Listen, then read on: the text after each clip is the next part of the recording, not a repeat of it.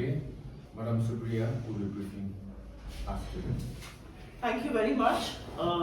Thanks for coming and a very warm welcome to all of you here at this press conference. I think the people of Nagaland are still wondering what happened to the election for solution which was promised in 2018. 5 years have passed and it is absolutely shameful that the ruling government, the BJP, the NEPP still want to talk about election for solution.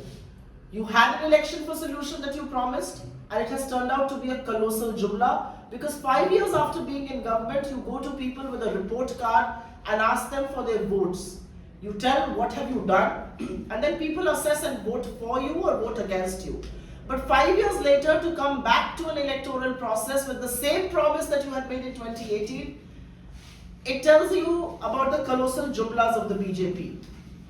I will first begin about development because the alleged double engine ki sarkar, like they keep saying, want us to believe that Nagaland has seen unprecedented development. Actually, it's to the contrary. And you know this better than me because some of you who belong to this place, you have to just step outside of Dimapur or the Kohima Dimapur highway to see how languishing other parts of the state on development are. It ridicules the government and the BJP's claim of development. And just to clarify, maybe the BJP believes that development of the chief minister, his multiple buildings, his infrastructure, his resort is development of the state. No, it is not.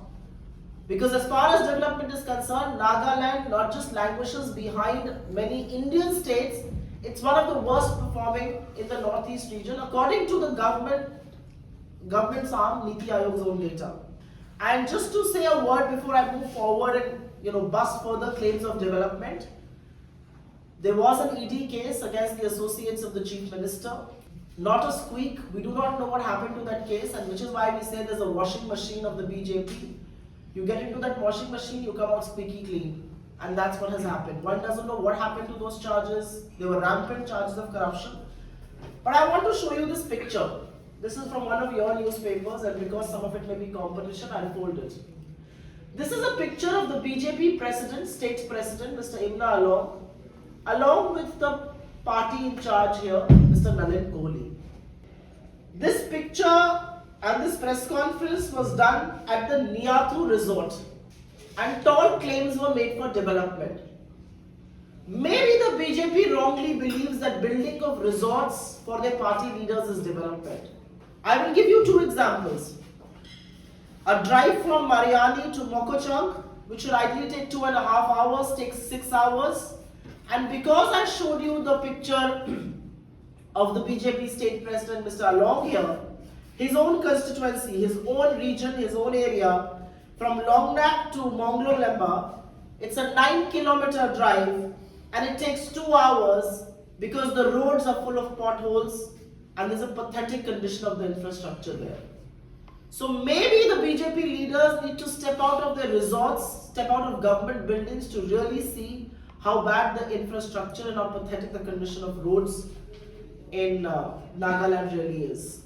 Just before we started this press conference, we had these beautiful lights on at a very low voltage though. And I was wondering if this is ornamental or is there a power supply issue. Just as I was wondering about that, and when I sat here, all the lights went off.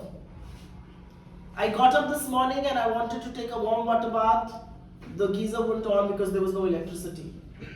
This tells you about the erratic power supply. So when the Prime Minister of this country lies blatantly to the people in Parliament, he should be questioned on the state of power supply. He should be questioned on the state of development, on the condition of roads, because allegedly some multiple hundreds of kilometers of road is built every day, clearly not in Nagaland. Water supply. The Prime Minister told this country 8 crore households are getting Nal Se Jal, direct water supply to 8 crore households. How many households in Nagaland are getting that water supply? To my horror, I was told by a colleague yesterday that in places like Kohima, people actually keep the wasted water from washing utensils and clothes that can be used for sanitary and other purposes. That is the condition of a state like Nagaland, where peace had been promised, where prosperity had been promised, where development has been promised. Some really tall, boisterous claims can be made in Parliament for all I care, but the reality on the ground is that there is no power supply, it's very erratic, and water, after 75 years of independence, Amrit Kal, there is no water in the taps of Nagaland. Giving one tap in a village actually disputes your claims of Nal Se Jal.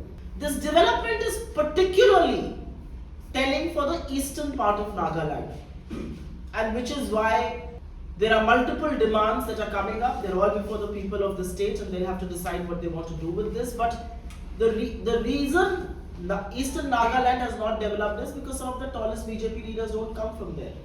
The BJP leaders develop themselves, they develop their area, but they will never develop anything outside of that. And which is why one of the key promises that we are making to eastern Nagaland is a mini secretariat in Tuensang, because I think that's a long-standing demand. This will ensure development comes through its very multiple effects. There is a spiral effect of a mini secretariat. It builds infrastructure, it gets development. One of our key promises to the people of Nagaland is to fulfill that promise. I have already spoken about the Niti Aayog report, and this is not our data, this is not data that the opposition collects, this is data that the government collects. Niti Aayog is an arm of the government, and Niti Aayog has declared Nagaland one of the worst performing as far as poverty is concerned, health is concerned, well-being is concerned, and infrastructure is concerned. So the multiple planes that land from here, from Delhi, to make the tall claims, you just simply have to show them the Niti Aayog report and question them on the double-engine claims. I want to spend just a minute before I move to my promises to talk about the youth, because much like the rest of the country, Nagaland is brimming with youth, with aspirations, with hope for a better, brighter future. What they get in turn is high levels of unemployment. Every household in Nagaland has a sports person. There is no access to world-class sporting facilities or great stadiums, or for that matter, good coaches. And this is something that we would really want to look into, because a sporting nation or a sporting state like Nagaland, these aspirations have to be met. Our key priorities, and I'm highlighting just very few of them here. There is a manifesto that has already been launched, and you've seen mostly what we are saying on various issues. But the key focus areas for us is going to be to increase the old age pension scheme to 3,000 per month, building of a mini secretariat in Tuensang, full and timely payment of Manrega, interest-free loans for higher education, clean drinking water to every household. Unlike the claims made on the ground, in Parliament, real impact on the ground. Compulsory vocational training for the youth after their HSLC, and a review of the old age pension. The reason why we are doing this is because of multiple of our states, whether it's Rajasthan, Chhattisgarh or Himachal Pradesh, have fulfilled the promise. There are government servants who've served honestly and sincerely, and they would want the old pension scheme to be reviewed. So for now, we are promising a review of the old pension scheme. I think the time has come from Nagaland to seek answers, to make those accountable who are in power, and to give us a chance so that we can actually lay the foundation for development, we can lay the foundation for growth, and most of all, we can lay the foundation which will preserve and let the culture of Nagaland bloom instead of imposing a one shade, one culture on the people of this country. Happy to take your questions. I would prefer slow motor first. BJP on its previous press conference has alleged that the Congress is focused on allegations while the BJP is focused more on the achievements. So would you like to say something to that? So I believe the press conference was done at the 5-star Niatu resort. So is that your achievement? Is that development for the state? I think that's a very valid question to ask. As a responsible opposition, it is our duty to raise questions. It is our duty to hold the government accountable. It is our duty to put them in the dock for the people of Nagaland and to raise allegations. And if you have done anything meaningful in the last 5 years, then respond to those allegations. But you cannot. You can only make empty slogans like election for solution, and 5 years later you come back again and talk about election for solution. Is that your big achievement? A colossal Jumla? Is your big achievement the fact that there's rampant corruption in your government? Is your big achievement the fact that it takes 6 hours to traverse a road which should take you 2 hours? Is your big achievement the fact that people of Nagaland mostly do not have clean drinking water in their pipelines? What is your big achievement? You've been now in government for 5 years. It's time for you to talk about what you have done and seek votes. You are instead talking about everything that doesn't matter. So it is a job to raise those allegations. It is your duty to respond to them. And sitting in Nayapur Resort is a good way to respond to them, because that is where we see development. We don't see development for the common people of Nagaland. Even though the Congress has no MLAs in Nagaland, why didn't the party raise these issues in the last 5 years? Why did not the party? Yeah. I think we did. I think it's unfair to say we did not. But I think elections is a good time to remind people of who they elected and what have they done, and assess those people. So can I be blamed for raising those issues? I cannot be. People of Nagaland reposed their faith and dutifully elected a government 5 years back. I don't dispute that election. I think people bought into what the BJP was promising them, what BJP's partners were promising them. There is no dispute with that. 5 years later, as a responsible opposition, it is my duty to tell people this number 1, 2, 3, 4, 5, 6, 10 promises were made. What has happened to those 10 promises? I don't think anybody can reverse that fact. Okay, so yesterday the Union Minister of the State Minority John Barla, he urged everyone to follow the Modi slogan, Sabka Vikas, Sabka Saath, the slogan. So what is your say on that? I saw that statement, and I think newspapers have widely reported on that statement. I just have a counter question for the minister and for his government. You come to Nagaland and you make the tall claim that leaders of your party have gone to convents and missionary schools. Very good. I went to one as well. I'm one of the best in the country, if I may say so, Loreto. But why does your government in Uttar Pradesh or in Madhya Pradesh not stop or hold the goons who break the statues of our Lord Jesus Christ? Why are priests attacked? Why are nuns attacked in Karnataka, where you are in government? How can people break the statue of Jesus Christ on Christmas Day in Madhya Pradesh and get away with it? Minorities, including Christian minorities, are attacked all over the country. The BJP doesn't say a word on it. When you come to Nagaland, you want to tell people that we went to missionary schools. Those missionary schools taught you some very good things, and one of the things was to maintain peace, to have brotherhood, to have bonhomie. So it's good for you to come here and say that. We are very glad that some of them went to missionary schools. They clearly did not learn a thing there, because if they did, they would be striving for peace, they would be striving for bonhomie, they would be striving for brotherhood, they would strive to share and to care. That clearly doesn't happen. So it's very good they went to those schools. They learned nothing, and it is very hypocritical of you to come here and make those claims. But in governments and in states where you are in power, why do Christian minorities suffer? What is the consequence that somebody faces when he breaks the statue of Jesus Christ in Madhya Pradesh or in Uttar Pradesh?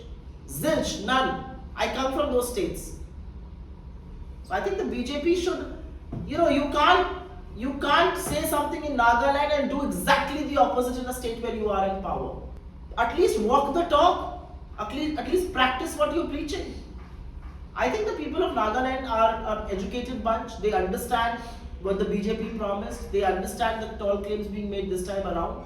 I also think this annihilation, this attack on culture of minorities, of tribals, of Dalits, is a very concerted effort to paint this country with one ideology, one color, one norm.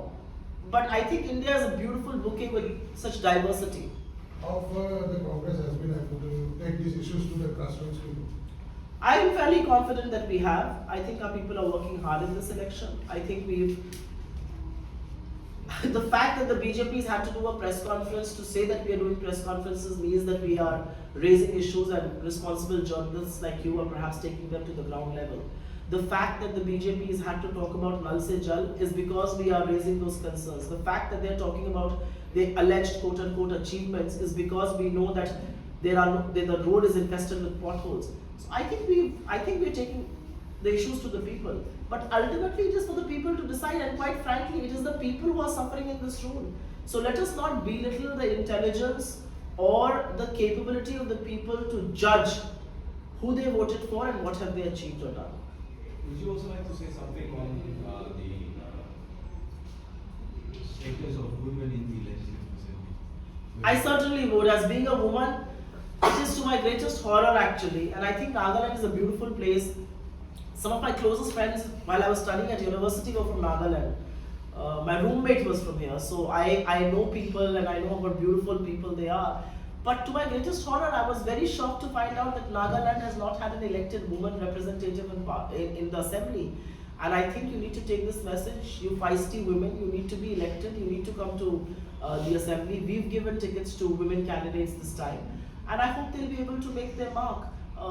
75 years after independence and half your population has no representation in the assembly speaks volumes about how entrenched patriarchy is. And I really think that I hope and I wish to see women being elected to the assembly.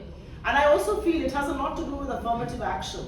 And which is why one of the things that my leader Rahul Gandhi says is that the one thing he's willing to lend unconditional support to the Modi government is 33% reservation for women. The government has now been in power for 9 years, they've had group majority, they don't speak a word about it. Look at what affirmative action did to the panchayats, to the local governments. 1/3 of your representatives are women because of that affirmative action. Why can the government not come forward and talk about 33% reservation? You will see a sea change and the number of women who can come together.